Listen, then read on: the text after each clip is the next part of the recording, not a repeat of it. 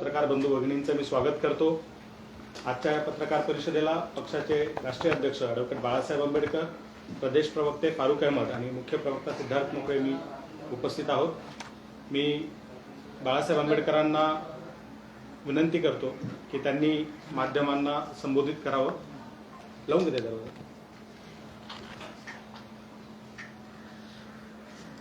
मागच्या पत्रकार परिषदेमध्ये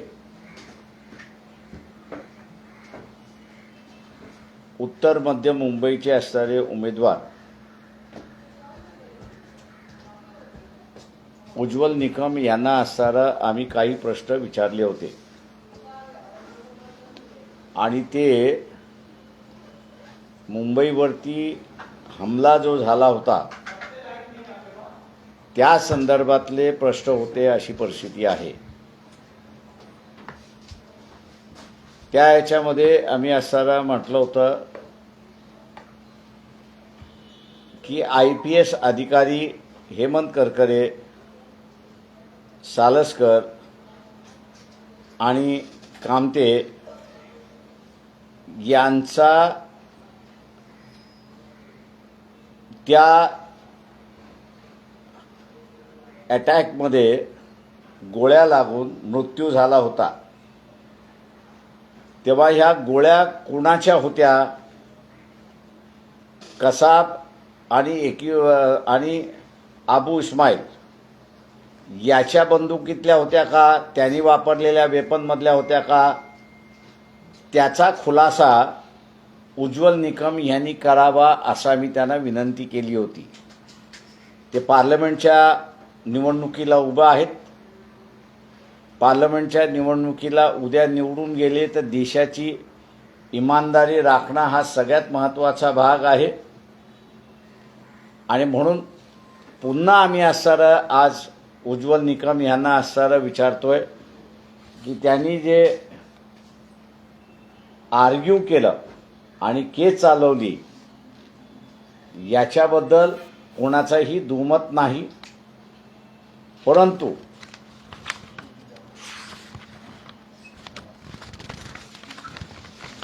ऑर्डरमध्ये पान नंबर 1572 पॅराग्राफ नंबर 1291 त्याच्यातला असणारा सब पॅराग्राफ 4 हा महत्त्वाचा आहे असं मी त्या ठिकाणी मानतो। वाचकांसाठी आणि प्रेक्षकांसाठी मी तो पुन्हा या ठिकाणी वाचतोय। एक्यूज नंबर 1 म्हणजे Kasab is further convict of offence punishable under section 302 of Indian penal code for having committed murders of Amarchand Narayan Solanki, दूसरा सीताराम मल्लाप्पा साखरे, तीसरा रहमतुल्ला इब्राहिम, चौथा विनोद मदनलाल गुप्ता, पाचवा अंबादास रामचंद्र पवार, सहावा अब्बास रजब अन्सारी आणि सातवे जे आहेत ते तुकाराम ओमले आहेत। and is sentenced to death and is further sentenced to pay a fine of 10,000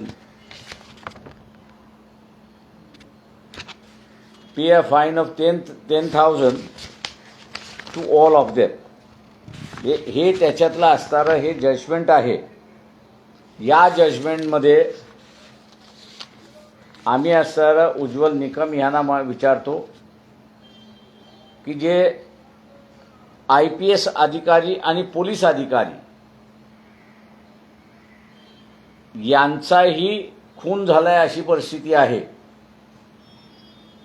त्यांच्या संदर्भातलं फायनल ऑर्डर जी आहे ते फायनल ऑर्डरमध्ये त्यांची नावच नाही आहेत आणि हे IPS अधिकारी आहेत, सरकारी अधिकारी आहेत, देशाला वाचवायला निघालेले अधिकारी आहेत।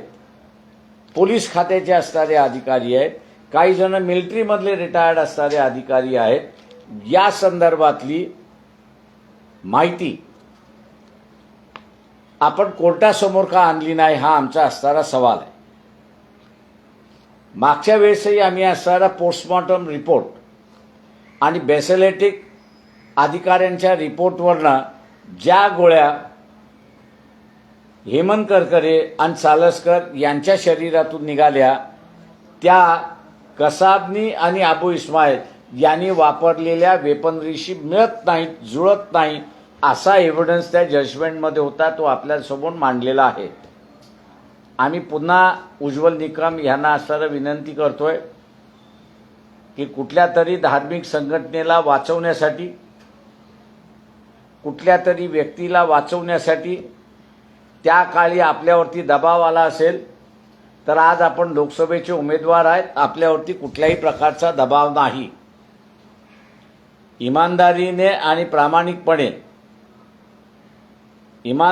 आणि प्रामाणिकपणे उज्ज्वल निकम यांनी सांगावं की त्यांना कोणी दबाव आणला होता का, त्यांना कोणी इन्स्ट्रक्शन दिल्या होत्या का, की हेमंत करकरे, सालसकर आणि कामते आणि 5 पोलीस कॉन्स्टेबलरी यांच्या संदर्भातला एव्हिडन्स लीड करू नका असं तुम्हाला कोणी डायरेक्शन दिलं होतं का? त्यावेळेसचं सरकार काँग्रेसचं सरकार होतं. भारतीय जनता पक्ष त्यावेळेस विरोधी होते. त्यावेळेस या दोघांपैकी आणि एनसीपी सुद्धा सरकारमध्ये होते. या दोघांपैकी तुम्हाला कोणी इन्स्ट्रक्शन्स दिल्या की हेमंत करकरेंच्या संदर्भातली कॉन्स्पिरसी आणि इतर IPS अधिकाऱ्याच्या संदर्भातली कॉन्स्पिरसी ही आपण जजमेंटमध्ये आणू नका, एव्हिडन्समध्ये आणू नका असं आपल्याला कोणी इन्स्ट्रक्शन दिल्या होत्या त्याची नावं आपण सांगावीत अशी विनंती आपल्याला करतोय. त्या मतदारसंघातल्या लोकांना सुद्धा माझं असं आव्हान आहे की हा देशाच्या नॅशनल सिक्युरिटीचा इश्यू आहे. जसं बाहेरच्यांकडून भारताच्या एकतेला धोका आहे, तशाच रीतीने बाबासाहेबांनी कॉन्स्टिट्यूंट असेंब्लीमध्ये शेवटच्या भाषणामध्ये या देशामध्ये जयचंद किती निर्माण झाले आणि या जयचंदामुळे भारताला स्वतःचं स्वतंत्र अस्तित्व गमावावं लागलं याचं उदाहरण त्यांनी त्या ठिकाणी दिलेली आहेत. मी आव्हान असणारा या ठिकाणी उज्ज्वल निकम यांना करतोय की आपण प्रामाणिकपणे काय घडलं ते लोकांना सांगावं. का आपण सांगितलेली व्यक्ती, आपण सांगितलेली संघटना या देशामध्ये पुढे जयचंदचं काम करणार आहे का याच्या संदर्भातला निर्णय आम जनतेला घेता येईल. आणि म्हणून माझं पुन्हा एकदा उज्ज्वल निकम यांना असणारं आव्हान आहे की आपल्या केस आपण जी चालवलीत त्याच्यामध्ये हेमंत करकरे, कामते, सालसकर आणि 5 कॉन्स्टेबलरी त्या ओमले सोडता उरलेल्यांवरती आपण असणारा कुठेही उल्लेख येऊ दिलेला नाही, त्यांच्या संदर्भातली माहिती येऊ दिलेली नाही, एव्हिडन्स आपण असणारा त्या ठिकाणी लीड केलेला नाही. तो का लीड केला नाही याची जनतेला आपण 20 मेच्या अगोदर, मतदानाच्या अगोदर सांगावं अशी विनंती आम्ही उज्ज्वल निकम यांना करतोय. आपण विचारा. तुम्ही संघटनेचा उल्लेख करताय, नेमक्या कोणत्या संघटनाकडे तुमचा? माझं म्हणणं असं आहे की ती व्यक्ती असेल, संघटना असेल. त्या काळी जयचंद एक व्यक्ती होता, आता असणारा जयचंद हा व्यक्ती येऊ शकतो आणि संघटनाही होऊ शकतात. त्याच्यापैकी हा जयचंद कोण आहे याचा उल्लेख असणारा उज्ज्वल निकम यांनी करावा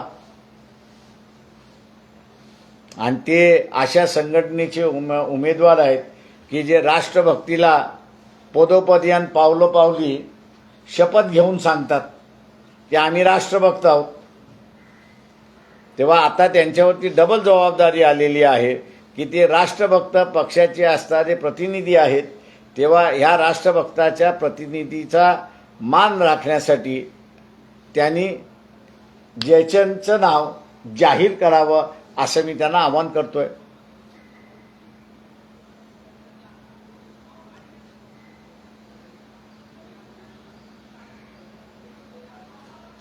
बाळासाहेब, मुंबईवरचा हल्ला त्यानंतर चाललेला खटला याला जवळपास 15 वर्ष झाली आहेत. या सगळ्या प्रकरणाला शिक्षा, त्यानंतर 2 लोकसभांच्या निवडणुका, या दरम्यानच्या काळात हा मुद्दा तितका चर्चेत आला नाही जेवढा आत्ता या क्षणाला. याचं कारण मी मागच्याही वेळेस सांगितलं होतं की त्याही वेळेस हा मुद्दे चर्चेला आले, परंतु सत्ताधारी काँग्रेस आणि एनसीपी होतं, विरोधी पक्ष बीजेपी होता. तेव्हा सभागृहामध्ये काढण्याची जबाबदारी या तिघांची होती. या तिघांनी जबाबदारी केली नाही. बाहेर अनेक लोकांनी त्यावेळेस लिहिलं, हा प्रश्न उपस्थित केला, पण त्याला साईड ट्रॅक करण्यात आला. आत्ता तो पुन्हा अहम मुद्दा झालाय मुंबईच्या इलेक्शनमध्ये. याचं कारण की ज्यांनी ही केस चालवली, Ujjwal Nikam, public prosecutor, special public prosecutor, यांनी जी केस चालवली त्यांनी आज स्वतःला लोकसभेचं उमेदवार म्हणून भारतीय जनता पक्षामार्फत उभे राहिलेले आहेत. तेव्हा अशा ह्या परिस्थितीमध्ये उमेदवाराकडून खरी माहिती येणं आणि त्याला सांगायला लावणं ही एक संधी आहे असं त्या ठिकाणी, आणि म्हणून आज पुन्हा हा मुद्दा उपस्थित झाला आहे असं मी त्या ठिकाणी मानतोय. पण वारंवार उज्ज्वल निकम असेल किंवा भाजप असेल त्यांच्याकडनं असा आरोप करण्यात येतोय की हा मुद्दा काढल्यानंतर कुठेतरी ते पाकिस्तानची भाषा विरोधात बोलत आहेत. याकडे कसं बघतात? माझं म्हणणं असं आहे की हल्ला पाकिस्ताननी केलाय. आमची थिअरी अशी आहे की हल्ल्यामध्ये हल्ला अशी असणारी थिअरी आहे. ती हल्ल्यामधल्या हल्ल्याची थिअरी ज्यावेळेस येते त्यावेळेस ज्यांनी हल्ला केला त्याला पाकिस्तान हल्ला करणार आहे याची जाणीव होती, माहिती होती. त्याच्यामुळे असणारा जो कोणी केलेला आहे तो पाकिस्तानशी लिंक आहे हे डेफिनेटली आता असणारं स्पष्ट व्हायला लागतंय. ती लिंक भारतीय जनता पक्ष ओपन का करत नाहीये हा त्याच्यातला सवाल आहे.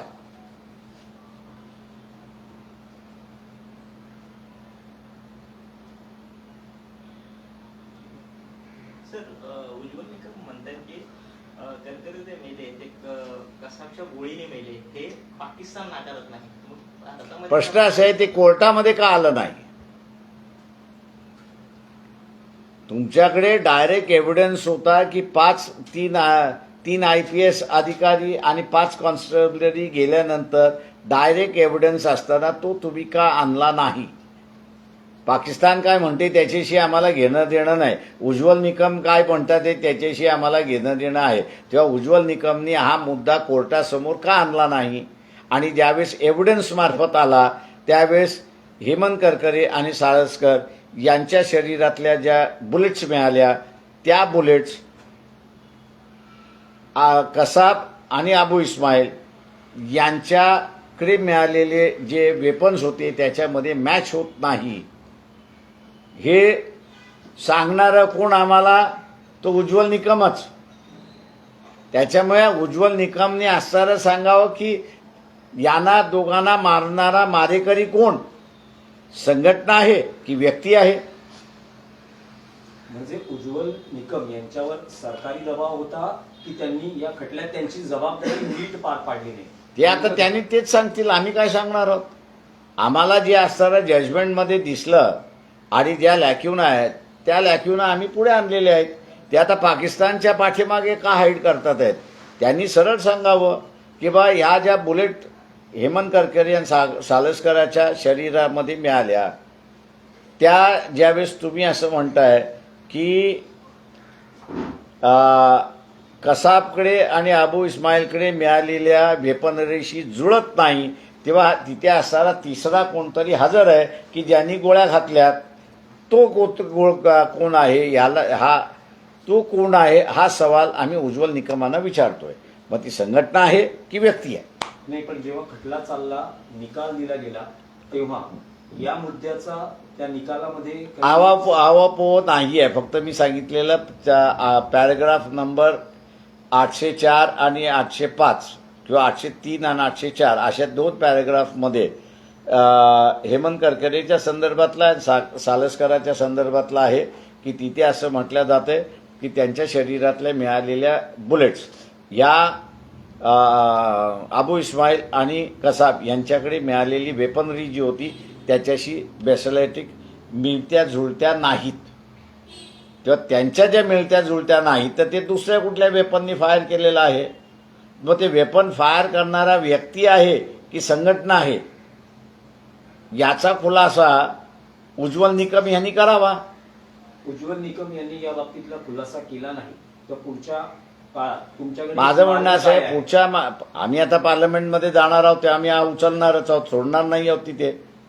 आम्हाला पहिल्यांदा संधी मिळते की त्याच्यामध्ये पार्लमेंटमध्ये जाण्याची. प्रश्न हा आहे त्याच्यामध्ये पार्लमेंट माझं म्हणणं असं आहे त्याच्यामध्ये लोकांनी आम्ही कोर्टावरती मी याच्यावरती विश्वास फार ठेवत नाही. कुठलं तरी मर्डर झाला असेल तर मर्डर झाला की न झाला त्याच्यावरती इन्क्वायरी करायची असेल तर ते पार्लमेंटच इन्क्वायरी करू शकतं, दुसरं कोणीच करू शकत नाही. त्याच्यामुळे आम्ही म्हणतोय की या इलेक्शनमध्ये उज्ज्वल निकम यांनी जर उत्तर दिलं नाही तर लोकांनी त्यांना विचारलं पाहिजे की आम्ही तुला का मतदान द्यावं. Why should we vote for you. जेव्हा तुम्ही देशाची ऑनेस्ट नाही आहात त्यावेळेस, राष्ट्राची तुमची ऑनेस्टी नाही आहे त्यावेळेस आम्ही तुम्हाला मतदान का करावं हा जनतेने त्यांना मतदारांनी त्यांना हा प्रश्न विचारावा. बाळासाहेब आणखी काही विषय आहेत राजकीय आहेत. पंतप्रधान नरेंद्र मोदी आज मुंबईत आहेत, त्यांचा रोड शो होतोय घाटकोपरमध्ये. या रोड शो नंतर मुंबईतही शिवाजी पार्कवर त्यांची सभा होते आहे. राज ठाकरे आणि ते एका व्यासपीठावर असणार आहेत. प्रचाराच्या शेवटच्या टप्प्यात तुम्ही कसं पाहता मोदींनी मुंबईत येणं, रोड शो आणि जाहीर सभा? कुठल्याही व्यक्तीला मग तो पंतप्रधान असेल किंवा नसेल तर त्याला प्रचार करण्याचा अधिकार आहे. ज्या पद्धतीने करायचं त्या पद्धतीने आहे. पण मुळात माझं म्हणणं असं की ज्या घाटकोपरला ते असणारा रोड शो करतात आहेत त्याच घाटकोपरमध्ये एक घटना घडलेली आहे की जी घटना भारतीय जनता पक्षाचं सरकार असताना झालेलं आहे. ज्यांचा कोणाचा तो बोर्ड होता किंवा ज्यांचं कोणाचं ते असणारं पेट्रोल पंप आहे आणि ज्या अधिकाऱ्यांनी त्याला असणारं इलिगली परमिशन दिलेली आहे त्या घाटकोपरमध्ये रोड शो करत असताना त्यांच्यावरती कारवाई होणार की न होणार, नुसतं मोदीने शाब्दिक म्हणू नये की आम्ही कारवाई करू, रोड शोच्या अगोदर ती कारवाई होणार आहे का याचं असणारं उत्तर द्यावं. नाहीतर हा सुद्धा मोदीचा एक नवा जुमला आहे की एका बाजूला मयत आहे आणि दुसऱ्या बाजूला मोदींचं इलेक्शनचा प्रचार चाललाय. संवेदना दाखवायला हवी असं तुमचं म्हणणं? माझं संवेदना तर दाखवल्याच पाहिजेत त्या ह्याच्यामध्ये, पण कारवाई करणार आहात की नाही. जो अधिकारी आहे, जो बोर्डचा मालक आहे, जो पेट्रोल पंपचा मालक आहे त्याच्यावरती कारवाई होणार की न होणार हा त्याच्यातला इश्यू आहे. ती घटना घडल्यानंतर त्या ठिकाणी आहे ते म्हणजे तेव्हाचं सरकार ज्यावेळी परवानगी दिली आणि आताचं सरकार त्याच्यामध्ये एकमेकांवरती बोटं दाखवण्याचं काम केलं जात आहे. कसं फक्त या प्रकरणाकडे असे याच्यामध्ये उद्धव ठाकरे यांनी असणारं जबाबदारी स्वीकारली पाहिजे. का त्यांच्या कालावधीमध्ये असणारं महानगरपालिकेच्या कालावधीमध्ये ते उभं राहिलेलं आहे. त्याच्यामध्ये ब्लेम गेम करण्यात काहीच अर्थ नाही आहे. कारण का रिट पिटिशन सुद्धा मागच्या वर्षभराच्या अगोदर त्या ठिकाणी झालेली आहे. तेव्हा त्यावेळेसचं असणारं सरकार जे आहे ते उद्धव ठाकरे यांची शिवसेना कॉर्पोरेशनमध्ये होती. त्याच्या अगोदर ते असणारं महाराष्ट्र सरकारचे मुख्यमंत्री होते. त्याच्यामुळे त्यांना असणारं ही रिस्पॉन्सिबिलिटी टाळता येणार नाही. सर, मोदींना जिरेटोप घालण्यात आला त्यानंतर एक वाद निर्माण झाला, याकडे तुम्ही कसं पाहता? कारण जिरेटोप हा शिवाजी महाराजांचा एक अस्मितेचा प्रतीक आहे महाराष्ट्रासाठी आणि त्यानंतर जोरदार टीका जी आहे ती पाहायला काही आहे सत्तेसाठी मान सन्मानाची जे निशाणे आहेत आणि आदराच्या ज्या निशाणे आहेत त्याचं स्वतःच्या व्यक्तिगत राजकारणासाठी खेळखंडोबा केला जातोय अशी असणारी परिस्थिती आहे. यात मी असं म्हणेन की एखादा पंतप्रधान त्याला असणारं काही माहिती नसेल की राज्यामधल्या असणाऱ्या कुठल्या वस्तूचं असणारं एक गरिमा आहे आणि त्या गरिमेशी लोकांच्या भावना जोडलेल्या आहेत, असा जर पंतप्रधान असेल तर तो त्या भावना जपतो. त्या पंतप्रधानाला जर त्याच्यातलं काहीच माहिती नसेल तर तो त्या सगळ्यांचा असणारा अपमान करतो, अशी परिस्थिती आहे. त्याच्यामुळे आता लोकांनी ठरवावं की महाराष्ट्राची संस्कृती ही नरेंद्र मोदींना किती माहिती आहे, किती माहिती नाही, याचं यांनी महाराष्ट्राच्या जनतेने निकाल द्यावा. बाळासाहेब, मी मगाशी जो प्रश्न विचारला मोदींच्या रोड शोचा आणि राज ठाकरे आणि पंतप्रधान एका व्यासपीठावर असणं आणि सभेला मार्गदर्शन करणं, तुम्हाला काय वाटतं की राज ठाकरेंनी जो बिनशर्त पाठिंबा दिलेला आहे आणि महायुतीच्या उमेदवारांसाठी ते प्रचार सभा घेत आहेत, कितपत फायदा होईल, तोटा होईल, तुमचं अनालिसिस? तुम्ही मला हा प्रश्न जो आहे ना त्या दोघांच्या सभा होऊन गेल्यानंतर विचारा, त्यावेळेस मी तुम्हाला फार चांगलं उत्तर देईन. आत्ता जरा मी स्वतःला रिझर्व ठेवतोय. तुम्ही त्या दोघांच्या सभा झाले की माझ्याकडे या, मी तुम्हाला सर्व उत्तर देतो त्याचं. नाही, पण पहिल्यांदाच मुंबईत मोदींना रोड शो करावा लागतो आहे आणि शिवाजी पार्कवरील पहिल्यांदा लोकसभा दरम्यान त्यांची सभा होते. माझं म्हणणं असं आहे की आपण त्या दोन्ही इव्हेंट्स होऊन जाऊ द्या, मग मी कॉमेंट्स करतो. चलो, थँक्यू. सर्व पत्रकार बंधू भगिनींचे मनपूर्वक धन्यवाद, आभार. पत्रकार परिषद संपली असेल.